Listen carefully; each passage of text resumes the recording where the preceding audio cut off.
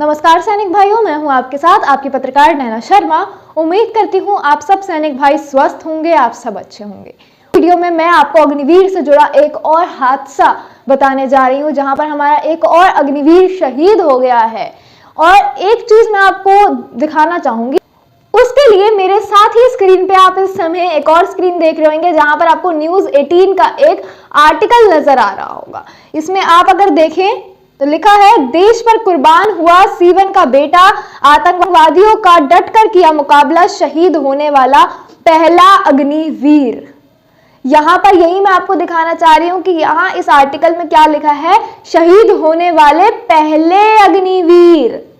तो आप मुझे कमेंट में अभी बता दो, क्या ये सच है? यानी कि इससे पहले जो अग्निवीर के जवान जो अग्निवीर में भर्ती हुए थे और अब वो हमारे साथ इस दुनिया में नहीं है, तो क्या वो शहीद नहीं हुए? पहले इतना लोगों ने बोला, इतना उनके घर वालों ने बोला, जो भी शहीद हुए, कि वो देश के लिए शहीद हुए, लेकिन उन लोगों को शहीद का दर्जा नहीं मिला। लेकिन यहाँ पर लिखा है, शहीद होने वाले पहले अग्निवीर। तो ये ही बहुत बड़ा क्वेश्चन मार्क यहाँ पर बन जाता है, क्या सच में वो देश के शहीद होने वाले पहले अग्निवीर हैं? आइए पूरी जानकारी को विस्तार में जानेंगे। सीवन के 46 से अधिक युवा की अग्निपथ स्कीम के तहत पिछले साल भर्ती हुई थी, जिसमें प्रदीप कुमार यादव भी शामिल थे। अखनूर से यात्रा ड्यूटी के दौरान सेना का आतंकवादियों से मुठभेड़ हुई, जिसमें भीषण गोलीबारी होने लगी। मुठभेड़ के दौरान ही प्रदीप को गोली लग गई। यहाँ पर है कि मुठभेड़ हुई थी जब वो अपने यात्रा ड्यूटी के दौरान, यानी कि जब उन लोगों की यात्रा ड्यूटी चल रही थी, तब वहां पर एक आतंकवादियों से मुठभेड़ हो गई थी और वहीं पर गोलीबारी चलना चालू हो गया। और जिस दौरान प्रदीप को, जो कि एक अग्निवीर हैं, उनको गोली लग गई। बिहार के सीवन जिले स्थित डोन गांव निवासी प्रदीप कुमार यादव जम्मू कश्मीर में आतंकवादियों से लोहा लेने के दौरान शहीद हो गए। जब इनकी जानकारी घर वालों को लगी तो चीख पुकार मच गया और पूरे गांव में सन्नाटा पसर गया। लोग सोशल मीडिया पर तस्वीरें शेयर कर श्रद्धांजलि अर्पित करने लगे। सीवन जिले से 2022 में हुए उन 46 अग्निवीरों में से प्रदीप कुमार पहले अग्निवीर जवान हैं, जिन्होंने देश की सुरक्षा को लेकर ड्यूटी पर तैनात रहते हुए आतंकवादियों से लोहा लेकर शहीद हुए।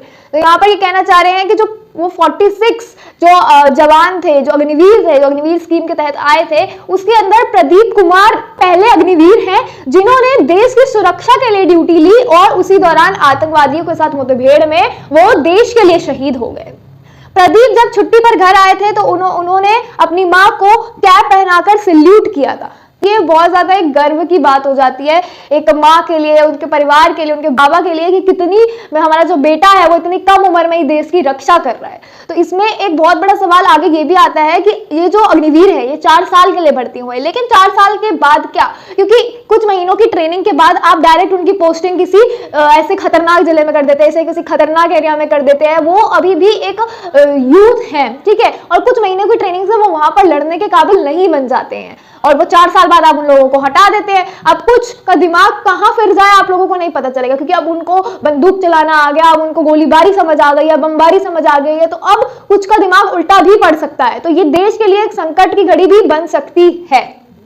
इसके आगे हम चले तो यहाँ लिखा है, ग्रामीणों से मुलाकात 2022 के दिसंबर में ही अग्निपथ स्कीम के तहत भावी भारतीय सेना में हुई थी। प्रदीप की पहली पोस्टिंग जम्मू कश्मीर के अखनूर सेक्टर में हुआ था।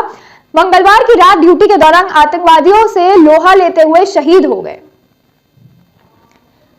इस घटना की जानकारी बुधवार की सुबह घर वालों को मिली। घर वालों को तो विश्वास ही नहीं हो रहा था, लेकिन सेना के विशिष्ट अधिकारी ने धैर्य रखने की बात कही, जिसके बाद परिवार में चीख पुकार मच गई।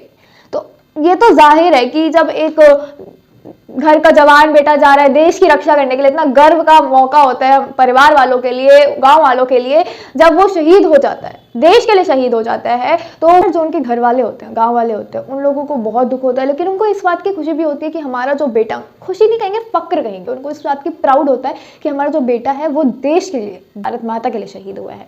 तो उनको इस चीज़ का गर्व होता है अपने बेटे पे।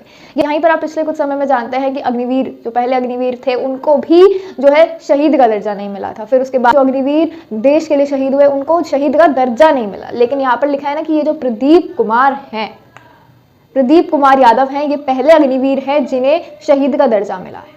उसके आगे आप देखें तो यहाँ लिखा है आतंकवादियों से मुठभेड़ के दौरान हुई मौत। सीवन जिले के 46 से अधिक युवा की अग्निपथ स्कीम के तहत पिछले साल भाली हुई थी, जिसमें प्रदीप कुमार यादव भी शामिल थे। हालांकि प्रदीप जिले के पहले शहीद अग्निवीर जवान हो गए। बताया जाता है कि अखनूर से प्रदीप यात्रा ड्यूटी पर थे। इस दौरान सेना का आतंकवादियों से मुठभेड़ हुई, जिसमें भीषण गोलीबारी हुई। मुठभेड़ के दौरान ही प्रदीप को एक गोली लग गई थी। उनका प्राथमिक उपचार भी चला, लेकिन बच नहीं सके। वहीं प्रदीप का पार्थिव शरीर गुरुवार की शाम तक आने की उम्मीद है। तो ये थी पूरी जानकारी पद से जुड़ी हुई, जिसके अंदर जो हमारे जवान हैं वो शहीद हो रहे हैं, लेकिन पहले उनको शहीद का दर्जा भी नहीं मिल रहा था, क्योंकि वो कह रहे थे कि उन्होंने खुद को गोली मारी है, उन्होंने सुसाइड किया है, ये वो। मगर अब इनको, जो प्रदीप कुमार यादव है, इनको शहीद का दर्जा मिला गया है, क्योंकि ये अपनी यात्रा ड्यूटी पे थे और उसी दौरान जो है आतंकवादियों से मुठभेड़ हो गई और उसी दौरान इनको गोली लग गई। इनका उपचार भी चला था, लेकिन वो बच नहीं पाए, जैसे कि मैंने आपको आर्टिकल में पढ़ के भी बताया। तो आप कमेंट सेक्शन में अपनी राय लिखना बिल्कुल भी ना भूलें कि आप इस पूरे मामले को आप कैसे देख रहे हैं, वो हमें कमेंट सेक्शन में बताना बिल्कुल भी ना भूलें। और अगर आपने हमारे चैनल को सब्सक्राइब नहीं किया है तो हमारे चैनल को सब्सक्राइब करें, बेल आइकन को प्रेस करें, ताकि जितनी भी लेटेस्ट अपडेट्स चैनल देगा वो सबसे पहले आप तक पहुंचेंगी। तो बने रहिए हमारे साथ। मैं हूं आपके साथ आपकी पत्रकार नैना शर्मा। जय हिंद, जय भारत।